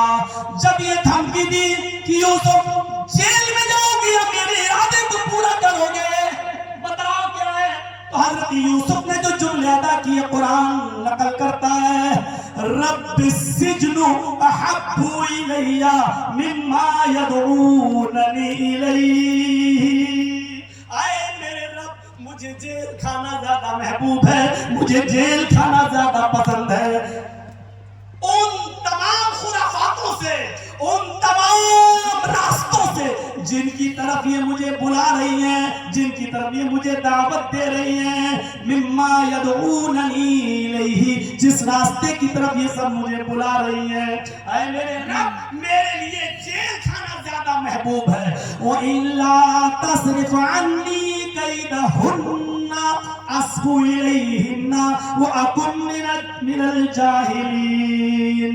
اے ہمارے پروردگار، ہماری کوشش تو یہ کہ جیل میں چلے جاؤں، مصیبت کا راستہ اختیار کر لوں، لیکن تیری مدد شامل حال ہونی چاہیے، اگر تو نے مجھے ان کی چالوں سے محفوظ نہ رکھا، وَإِلَّا تَصْرِفْ عَنِّي كَيْدَهُنَّ، اگر تو نے مجھے ان کی چالوں سے محفوظ نہ رکھا، اگر تو نے میری حفاظت نہ فرمائی، ان کے خطرناک ارادوں سے میری حفاظت نہ فرمائی، ان کی خطرناک ہتھیاروں سے اور چالوں سے اگر تو نے محفوظ نہ کیا، مجھے نہ رکھا، أَصْبُ إِلَيْهِنَّ، تو میں بھی گر پڑوں گا، میں بھی مبتلا ہو جاؤں گا، میں بھی ان کی طرف مائل ہو جاؤں گا، میں کوشش کر سکتا ہوں لیکن مدد تیری شامل حال ہوگی، تو اگر بچانا چاہے گا تو، اے اللہ اگر تو نے مجھے ان کی چالوں سے محفوظ نہیں رکھا اور میری حفاظت نہیں فرمائی تو میں اس مصیبت میں گر پڑوں گا، وَأَكُن مِّنَ الْجَاهِلِينَ، اور نادانوں میں سے ہو جاؤں گا، نادانوں میں میرا شمار ہوگا، اے اللہ تو میری حفاظت فرما۔ پورے واقعے کو بتانے کا مطلب یہ ہے میرے بھائیوں، ایک مومن مصیبت کا راستہ اختیار کر لیتا ہے، معصیت کا راستہ اختیار نہیں۔ जलसे से कितनी चीजें मिली, ये सबक हासिल करो इस जलसे से, कितनी चीजें आपको मिली। इसीलिए मैंने आपको बताया है कि हाँ, दो ही रास्ते हैं, एक मुसीबत का, एक मासियत का। मुसीबत अख्तियार कर लो, झेल लो, मासियत ना होने पाए, लेकिन मासियतें भी होंगी, नाफरमानियां भी होंगी। जब अल्लाह ने गुनाह की तखलीक की है तो जाहिर बात है कि गुनाह होगा इंसान से, और इंसान से गुनाह ही ना हो, बिल्कुल ना हो और करे ही नहीं, ऐसी सलाहियत अल्लाह ने इंसान को दी ही नहीं है, दी ही नहीं है।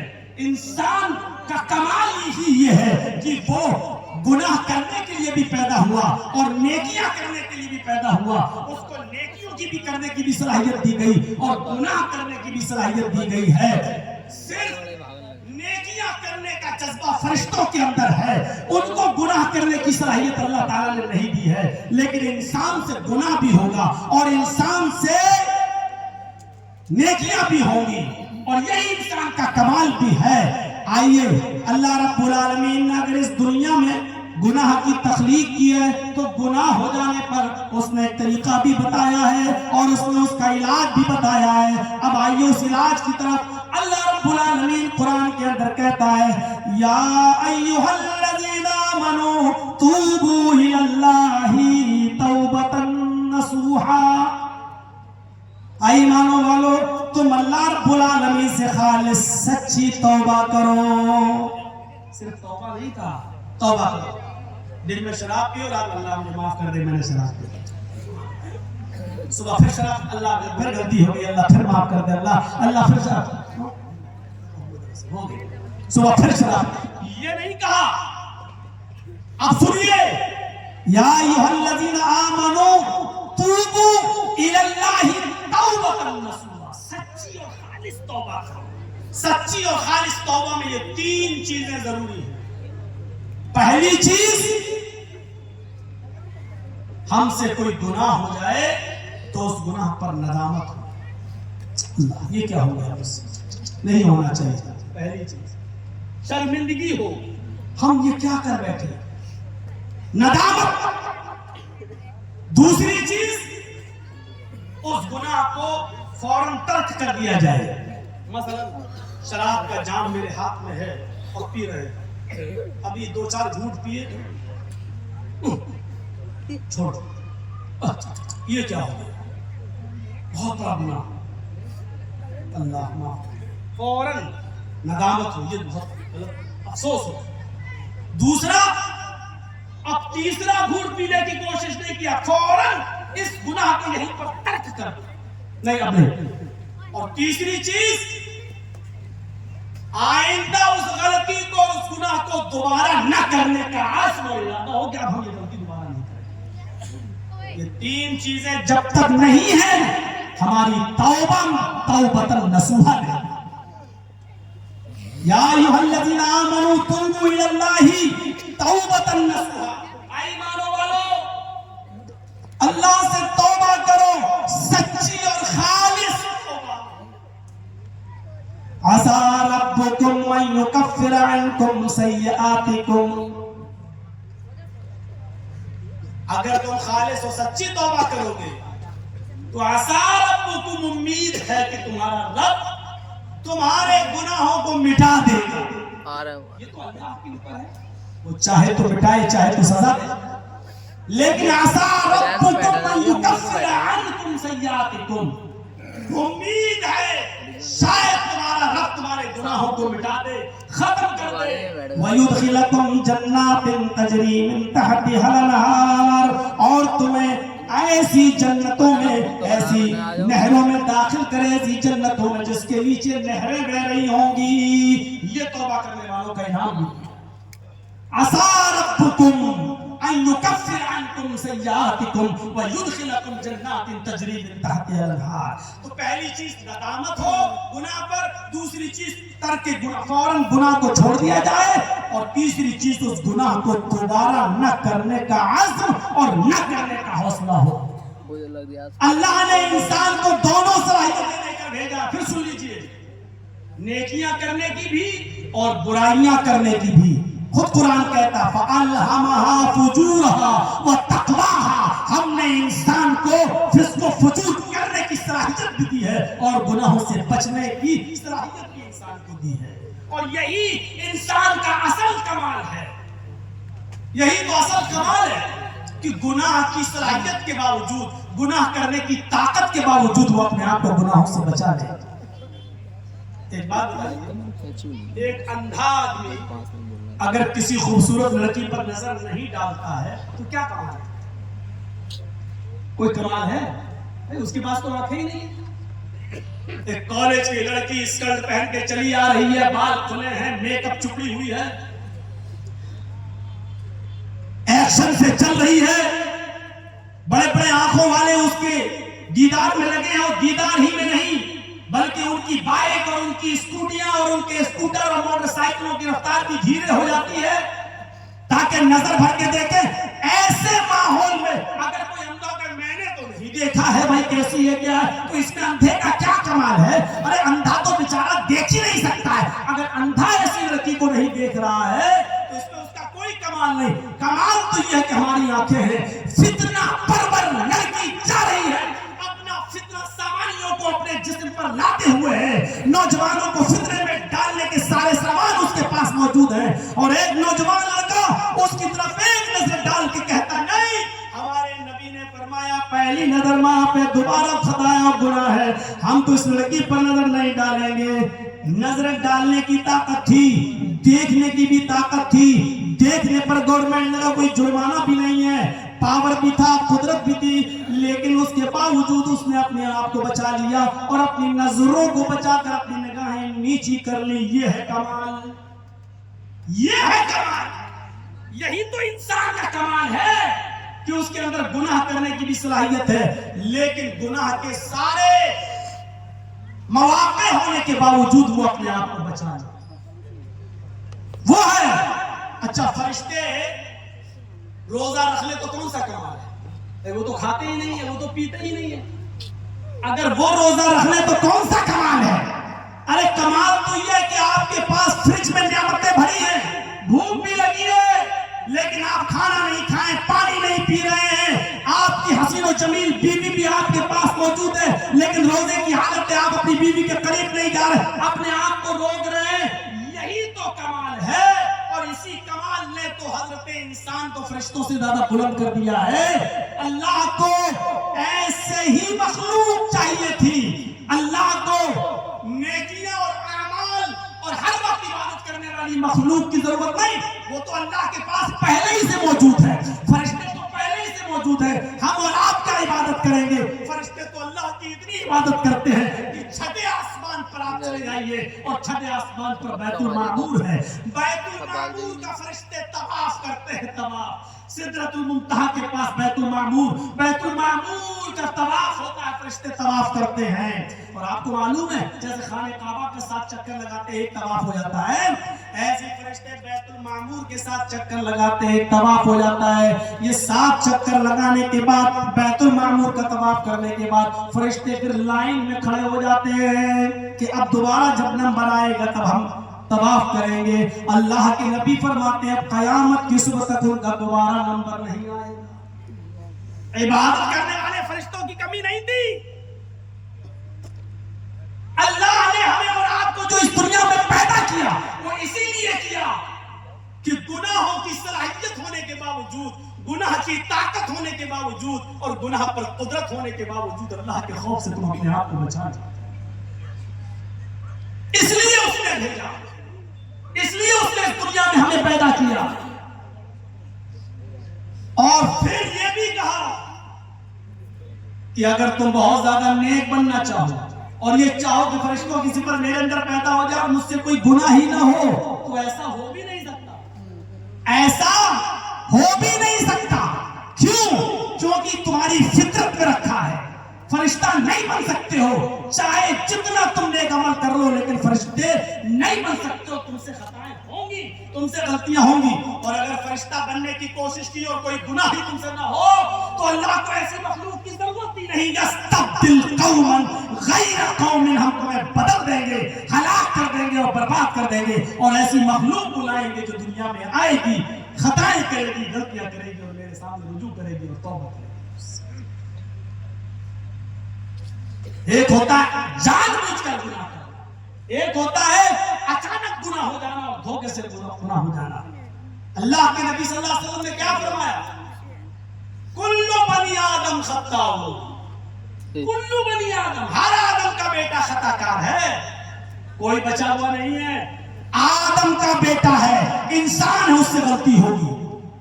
خیر الخطائین التواب، سب سے بہتر خطا کار وہ ہے، سب سے بہتر گناہگار وہ۔ گناہگار بھی بہتر ہوتا ہے، گناہگار بھی بہتر ہوتا ہے نہیں نا؟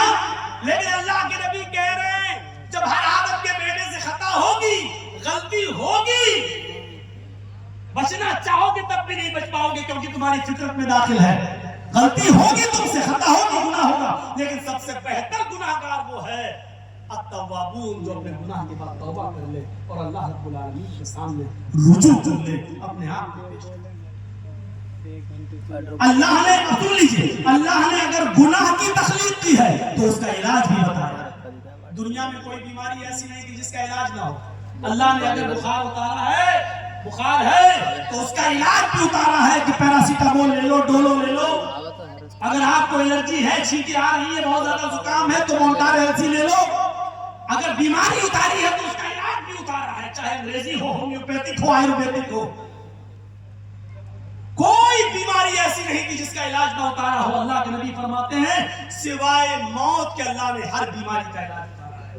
یہ الگ بات ہے کہ ہماری محدود صلاحیت اور محدود علم اور محدود کیپیسٹی ہماری اس تحقیق وہاں تک نہ پہنچ سکی ہو۔ مثلا کینسر کا کوئی علاج ابھی تک نہیں آیا ہے، تو میرے بھائیوں ہمارا محدود علم، محدود دائرہ اور محدود عقل ابھی وہاں تک نہیں پہنچی۔ ہو سکتا ہے 10-20 سال کے بعد ہمارا تحقیق وہاں تک پہنچ جائے، لیکن کینسر کا علاج بھی ہے۔ موت کے علاوہ ہر بیماری کا علاج اللہ رب العالمین نے اتارا ہے۔ اگر اللہ نے گناہ پیدا کیا ہے، تخلیق کی ہے، تو اس کا علاج بھی اتارا۔ اور اس کا علاج کیا ہے؟ جب انسان سے گناہ ہو جائے، نوٹ کرو، جب انسان سے گناہ ہو جائے تو اس کا تریاق بتایا، اس کا علاج بتایا، استغفر اللہ ربی من کل ذنب واتوب الیہ۔ کتنا ٹائم لگتا ہے اس دعا کو پڑھنے میں؟ استغفر اللہ، میں مغفرت طلب کرتا ہوں اس اللہ سے جو میرا رب ہے، من کل ذنب، ہر گناہ سے، واتوب الیہ، اور میں اسی کی طرف رجوع کرتا ہوں، میں اسی کی طرف لوٹ کر جانے والوں میں اسی کی طرف رجوع کرتا ہوں، واتوب الیہ۔ یہ دعا پڑھنے میں کیا لگتا ہے؟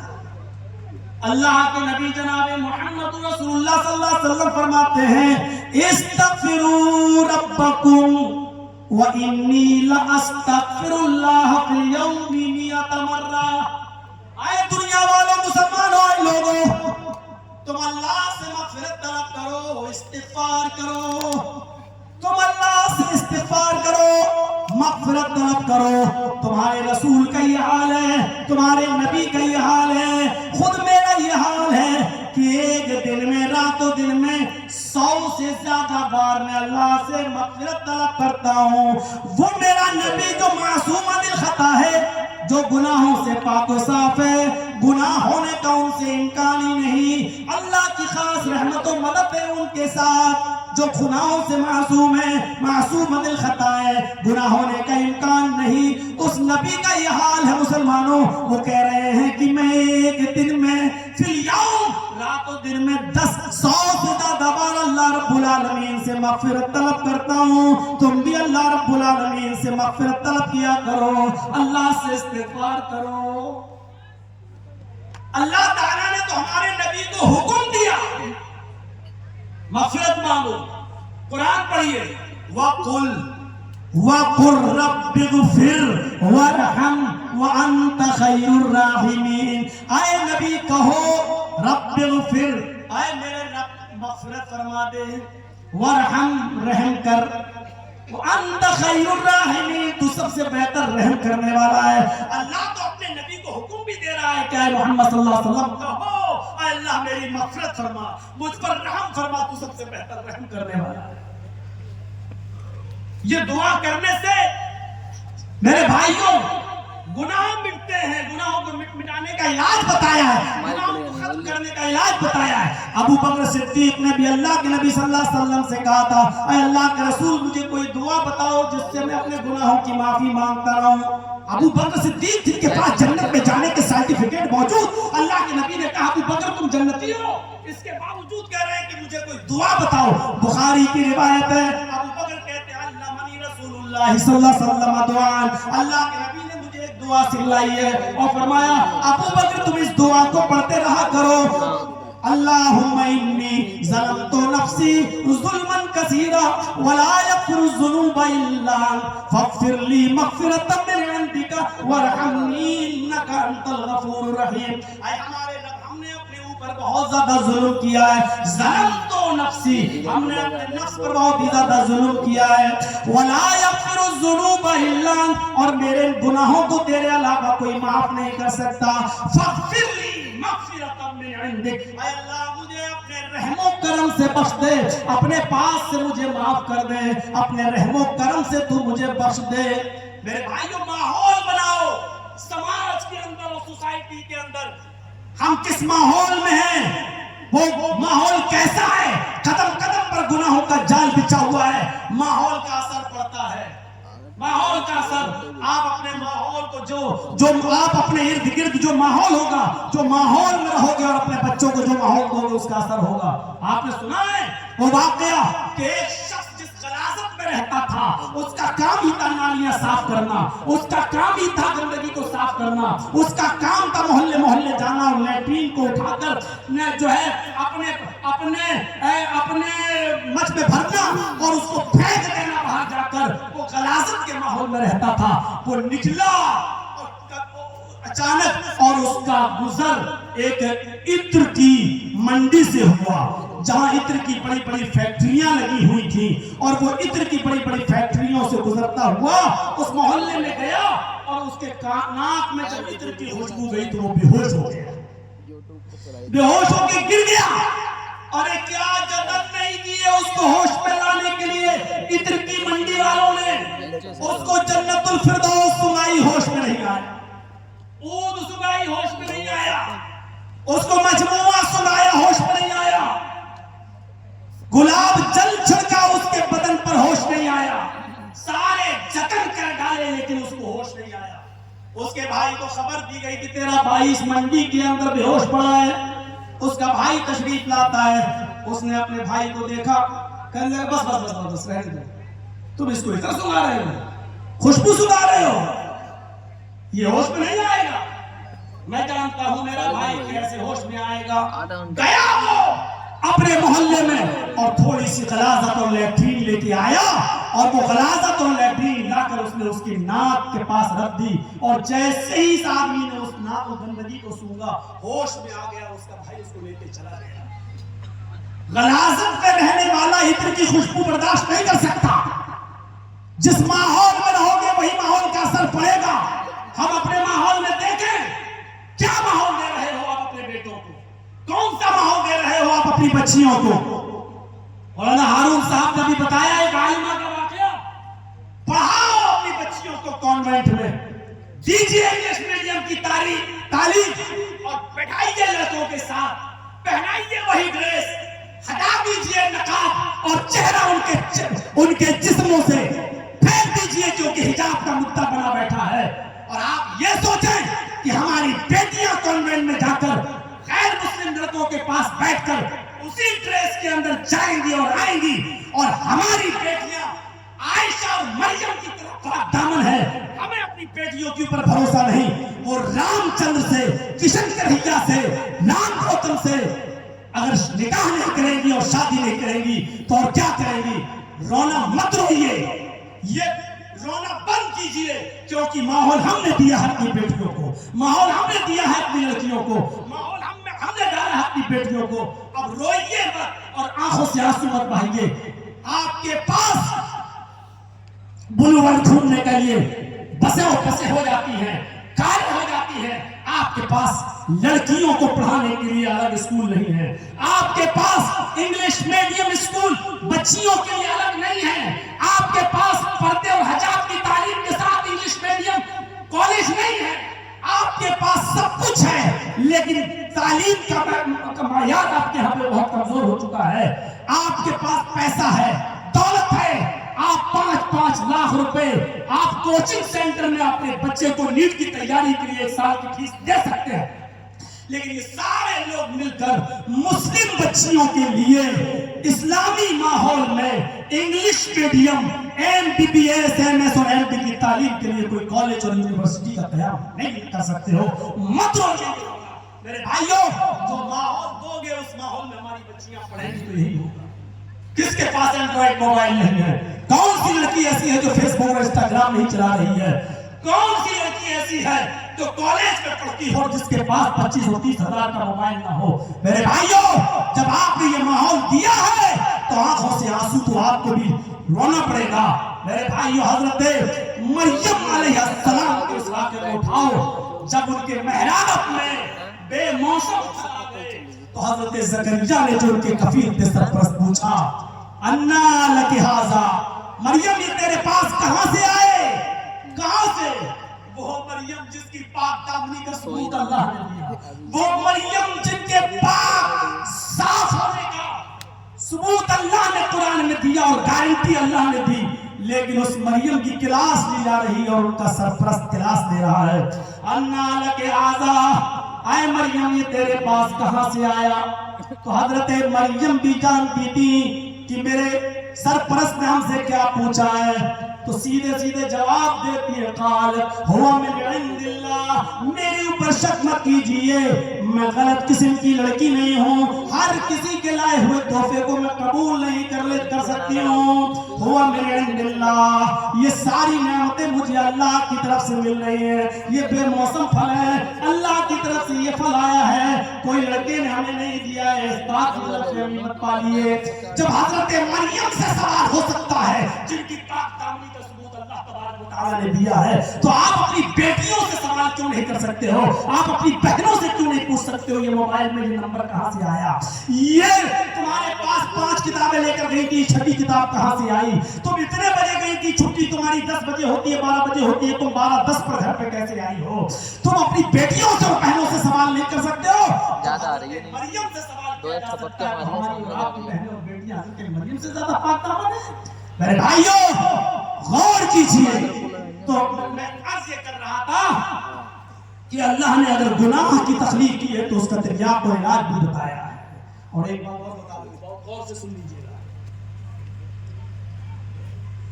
جس کے اندر گناہ کرنے کی صلاحیت نہیں تھی، یعنی فرشتے، اللہ نے ان کو خلیفۃ الارض بھی نہیں بنایا.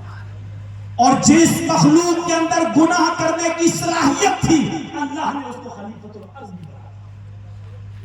بنایا ہی نہیں. غور کیجئے گا، پہلے ان کی تخلیق کی، روح ڈالی، جنت میں داخل کر دیا، ان کے سکون کے لیے ان کی پسلی سے حوا کی تخلیق کی، ان کو بھی جنت میں ڈال دیا. اور دیکھیے غور کیجئے، کلوا واشربو، آیا آدم حوا جنت میں کھاؤ پیو، جو چاہو کھاؤ، جو چاہو پیو، پوری جنت میں فری ہو تم. بس ایک قانون ہے تمہارے اوپر، ایک بندش ہے تمہارے اوپر، کیا ہے؟ فلا تقرب هذه الشجرہ، اس درخت کے قریب مت جانا. اللہ کو تو معلوم تھا جائیں گے، اس کے علم، اللہ کے علم میں تو ہر چیز معلوم تھا. اللہ کو دنیا بسانا تھی، لیکن حکم دیا کہ اس درخت کے قریب مت جانا. شیطان کے بہکاوے میں آئے اور وہاں گئے نہیں. اللہ کی مشیت اور اللہ کی مرضی کے خلاف کچھ ہو سکتا ہے؟ گئے نہیں، پہنچائے گئے. ذریعہ شیطان بنا، اللہ کے علم میں پہلے تھا. اللہ رب العالمین کی مشیت بھی شامل تھی کیونکہ دنیا بسانا تھی. بہرحال گئے، درخت کا پھل کھایا، ایک غلطی کی، ایک خطا کی. بلکہ میں یہ کہوں کہ دنیا میں بھیجے جانے سے پہلے گناہ کرنے کی، خطا کرنے کی ایک پریکٹس کرائی گئی، ایک پریکٹس کرائی گئی. غور کرو، جیسے ہی درخت کا پھل کھایا، جنت کا شجرے ممنوع کھانے کے بعد جنت کا لباس اتر گیا دنیا کے اندر. اللہ نے میرے بھائیوں دنیا میں بھیجا، لیکن یہ بھی بتا دیا کہ جو خطا تم سے ہوئی اس کا علاج بھی ہے. حضرت آدم نے دنیا میں آنے کے بعد فوراً اس غلطی اور خطا کا علاج کیا, اور وہ علاج کیا تھا, ربنا ظلمنا انفسنا وان لم تغفر لنا وترحمنا لنكونن من الخاسرین. اللہ نے اگر شیطان کو بھیج کر خطا کروائی تو اس کا تریاق اور علاج بھی بتا دیا, ربنا ظلمنا انفسنا وان لم تغفر لنا وترحمنا لنكونن من الخاسرین. اے ہمارے رب, ہم نے ظلم کیا ہے اپنے نفسوں پر, اگر تو نے ہماری مغفرت نہ کی اور رحم نہ فرمایا تو ہم گناہگاروں میں, ہم نقصان اٹھانے والوں میں سے ہو جائیں گے. میرے بھائیو ذرا غور کیجئے, دنیا میں بھیج دیے گئے, ادھر شیطان کو بھی اللہ نے راندہ درگاہ کیا. اچھا آدم کو سجدہ نہیں کیا, شیطان نے بھی چیلنج کیا تھا, اے اللہ تو مجھے راندہ درگاہ کر رہا ہے صرف اتنی سی بات پر کہ مٹی سے پیدا ہونے والی مخلوق شیطان آدم کو میں نے سجدہ نہیں کیا. ارے تو نے اس کو مٹی سے پیدا کیا, وَخَلَقْتَنِي مِن نَارٍ, مجھے آگ سے پیدا کیا, آگ نے مٹی کو سجدہ نہیں کیا تو مجھے راندہ درگاہ کر رہا ہے, مجھے نکال رہا ہے. شیطان نے کہا اللہ قسم ہے مجھے اپنے تکبر کی, تو دنیا میں مجھے بھیج رہا ہے, میں تیرے بندے آدم سے آخری سانس تک, آخری وقت تک گناہوں کے کام کرواتا رہوں گا. دیکھیے گناہ کرنے کی صلاحیت بھی اللہ نے دی اور نیکی کرنے کی بھی صلاحیت. شیطان نے کیا چیلنج کیا, اے اللہ میں تیرے بندوں سے, آدم کی اولاد سے آخری وقت تک ہم ان سے گناہ کرواتے رہیں گے یہاں تک کہ ہم ان کو جہنم کے اندر داخل کر دیں گے. تو اللہ نے کہا جا اے ابلیس ملعون نکل, اگر تو یہ چیلنج کرتا ہے کہ تو میرے بندوں کو آخری وقت تک بہکائے گا تو قسم ہے مجھے اپنے عزت و جلال کی, قسم ہے مجھے اپنے کبریائی کی, قسم ہے مجھے اپنے عزت و جلال کی, میں بھی اپنے بندوں کے آخری وقت کی توبہ کو قبول کرتا رہوں گا اور انہیں جنت میں داخل کرتا رہوں. غور کیجئے میرے بھائیوں, یہ ہے استغفار کا فائدہ, یہ ہے توبہ کا فائدہ. ادھر شیطان چیلنج کرتا ہے کہ میں تیرے بندوں کو آخری وقت تک گناہ کرواتا رہوں گا اور جہنم میں داخل کرواؤں گا. تو اللہ نے کہا قسم ہے مجھے اپنے عزت و جلال کی, میں بھی اپنے بندوں کے آخری وقت تک کے گناہ کو معاف, توبہ کو قبول کرتا رہوں گا, ان کی مغفرت کرتا رہوں گا اور جنت میں داخل کرتا رہوں گا. کیا سمجھ رہا؟ لیکن سچی توبہ وہی توبہ جس میں ندامت ہو, ترک گناہ ہو, اور پھر اس گناہ کو کبھی دوبارہ نہ کرنے کا عزم و حوصلہ. یہ توبہ نہیں صبح چوری کی اور شام کو توبہ, دوسرے دن شراب پی اور شام کو توبہ, تیسرے دن پھر کوئی گناہ کیا پھر توبہ, یہ نہیں چلے گا. میرے پیارے ساتھیوں, توبہ ہو تو خالص توبہ ہو. توبہ سے میرے بھائیوں نعمتیں ملتی ہیں, آسمانوں سے بارشیں ہوتی ہیں, اللہ رب العالمین کی نعمتیں ملتی ہیں. حضرت نوح علیہ السلام نے اپنی قوم کو مخاطب کرتے ہوئے یہی تو کہا تھا وَاسْتَغْفِرُوا رَبَّكُمْ إِنَّهُ كَانَ غَفَّارًا. او میری قوم کے لوگوں, اپنے رب سے مغفرت طلب کرو, وہ بہت ہی زیادہ بخشنے والا ہے, بہت ہی زیادہ مغفرت کرنے والا ہے.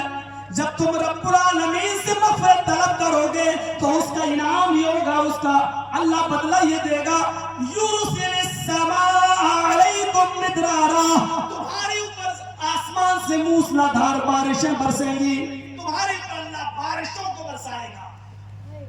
وَيُمْدِدْكُمْ بِأَمْوَالٍ وَبَنِينَ, اور اللہ رب العالمین تمہارے مالوں میں بڑھوتری کرے گا, تمہارے مالوں میں اضافہ کرے گا, اور تمہیں اولادوں سے نوازے گا, تمہیں بچوں سے نوازے گا, تمہیں اولادیں عطا فرمائے گا.